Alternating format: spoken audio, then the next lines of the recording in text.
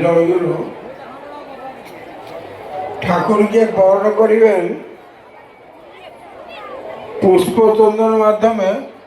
তিনি অন্য কেউ নন, গত বছর যিনি পুরী থেকে সম্মিলন এইখানে ডেকেছিলেন, তিনি আপনাদের পূর্ব পরিচিত সুনীল কুমার রানা মহাশয়। এখন বাজে ঘড়িতে সময় 9টা। তো আমি রেডি হয়ে বেরিয়ে পড়েছি, দেখতেই পাচ্ছ। তো চলো কোথায় যাব সেটা তোমাদের যেতে যেতে বলবো। ওকে বন্ধুরা,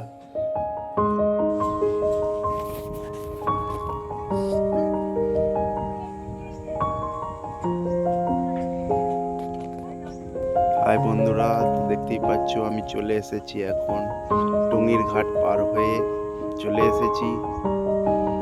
এটা সম্ভবত ঠাকুরানী চক, আর আমার ডেস্টিনেশন আছে এখান থেকে ঘাটাল, তারপর ঘাটাল থেকে খড়কুসমা সারস্বত আশ্রম, যেখানে আমাদের জয়গুরু নিগমানন্দের বাৎসরিক যে সম্মেলন, সেই সম্মেলন অনুষ্ঠিত হচ্ছে।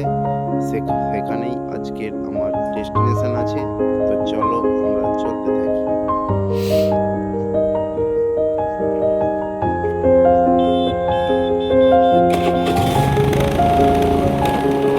গ্রাম্য পরিবেশের মধ্যে দিয়ে চলেছি এখন।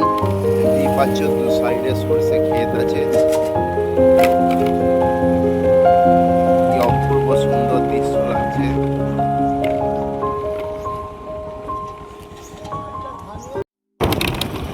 এই সুন্দর মেঠো রাস্তার মধ্যে দিয়ে চলেছি ডেস্টিনেশন ঘাটাল।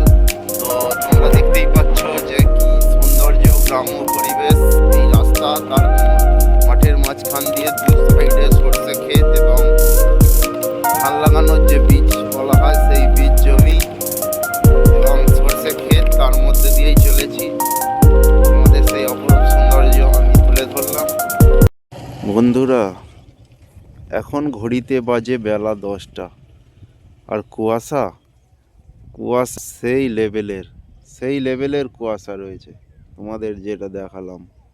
তোমরা দেখতে পাচ্ছ আমি চলে এসেছি এখন ঘাটালে চলে এসেছি। এখান থেকে নেক্সট ডেস্টিনেশন হবে খড়কুসমা। এখান থেকে দূরত্ব আছে 44 কিলোমিটার। এখান থেকে জার্নি শুরু করব খড়কুসমা, চন্দ্রকোনা টাউন হয়ে খড়কুসমা যেতে হবে। আমাদের দেখিয়ে দিয়ে এই হচ্ছে ঘাটাল, এই হচ্ছে ঘাটালের মেন রাস্তা, আর আমি যাব এই দিকে। তো চলো যাত্রা শুরু করব। তো বন্ধুরা দেখতে পাচ্ছ চলে এসেছি এখন আমি ক্ষীরপাই। আমি ক্ষীরপাই যে পৌরসভা,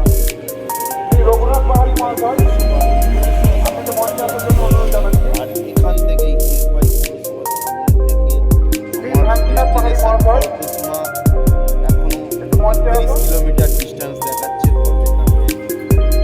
তো চলো আমরা রাইড করতে থাকি, ওখানে আবার এগিয়ে যাই। সিকে টাউনে গিয়ে আবার একবার আপডেট দেব, তারপরে ওখানে ডাইরেক্ট পৌঁছে যাব। তো বন্ধুরা দেখতেই পাচ্ছ আমি এখন চলে এসেছি সেই কেটিয়া ব্রিজের সামনে। এই যে লেখা রয়েছে কেটিয়া, আর এই সামনে হচ্ছে এই যে কেটিয়া ব্রিজ। বন্যার সময় যেখানে বিভৎস রূপ দেখা যায় সেই কেটিয়া ব্রিজ। তো এখানে বোর্ড দেওয়া রয়েছে, দেখতেই পাচ্ছ মেদিনীপুর 960, সিকে টাউন 11, আর এদিকে যাচ্ছে বাঁকুড়া 93, সিকে রোড 29, দুর্গাপুর 184, কোটা 37।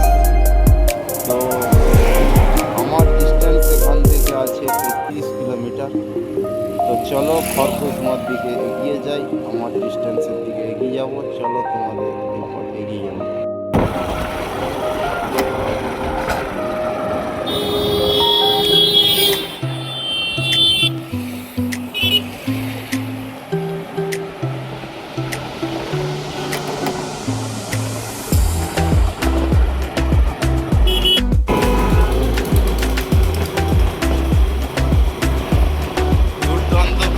দুর্দান্ত ভিউ। এই হচ্ছে সেই কেটিয়া খাল, তোমাদের সেই কেটিয়া খাল, আর এই হচ্ছে সেই কেটিয়া ব্রিজ।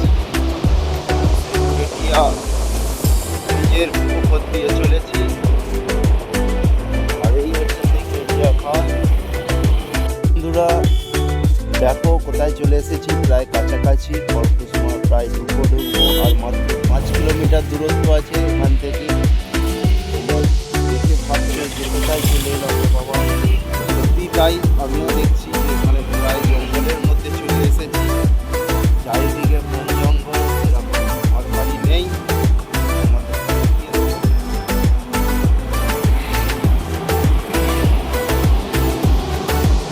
চলো দেখতে দেখতে আগাতে থাকি, আর এর পরের আপডেট দেবো একদম ওখানে পৌঁছে।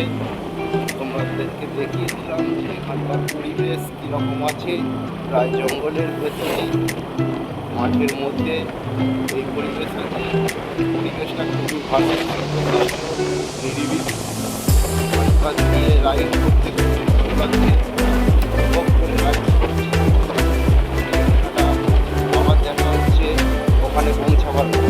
তো বন্ধুরা দেখতেই পাচ্ছ এসে গেছি খড়কুসমা, যে সারস্বত আশ্রম, নিগমানন্দ সারস্বত আশ্রম খড়কুসমা, যে নিগমানন্দ সারস্বত আশ্রম খড়কুসমা, সেখানে উপস্থিত হয়ে গেছি প্রায়। এই হচ্ছে সম্মেলন, এখান থেকে তোমাদের ভিউ করে দেখিয়ে দিচ্ছি। ওই দূরে আছে সম্মেলন মঞ্চ ওই দিকে, আর এখানে সব গাড়ি রাখা রয়েছে পার্কিং। এসে পৌঁছে গেছি সামনাসামনি। এরপর গাড়িটা পার্কিং করার পরে সম্মেলন দিকে প্রবেশ করব, তো তারপর তোমাদের আবার দেখাবো।